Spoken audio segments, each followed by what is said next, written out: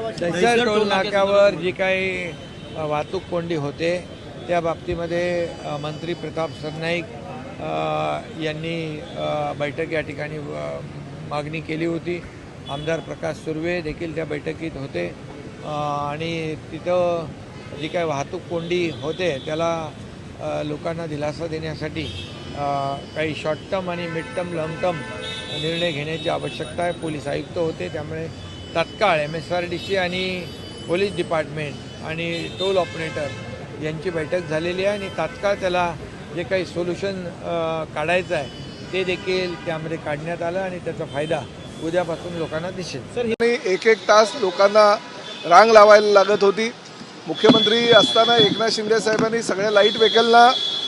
Toll मुक्ती दिली होती, तरीसुद्धा मुलुंडला ट्रॅफिक जाम होत नाही आहे, आनंदनगर नाक्यावर ऐरोलीला ट्रॅफिक जाम होत नाही आहे, परंतु दहिसर टोल नाक्यावर मात्र ट्रॅफिक जाम होत होती। त्यामुळे भाईंदरकर जनतेनं अनेक वेळा आवाज उठवला, अनेक वेळा आंदोलनं केली। मी स्वतः त्या टोल नाक्यावर जाऊन 3-3 वेळा बैठका घेतल्या, पोलीस अधिकारी, MSRDCचे अधिकारी, नॅशनल हायवेचे अधिकारी, परंतु निर्णय लागत नव्हता। त्यामुळे आज राज्याचे उपमुख्यमंत्री एकनाथ शिंदे साहेबांच्या अध्यक्षतेखाली बैठक झाली आणि बैठकीमध्ये जो टोल नाका आज दहिसरच्या नाक्यावर आहे तो पुढे शिफ्ट करण्याचा निर्णय झाला आणि दिवाळीपूर्वी तो टोल नाका पुढे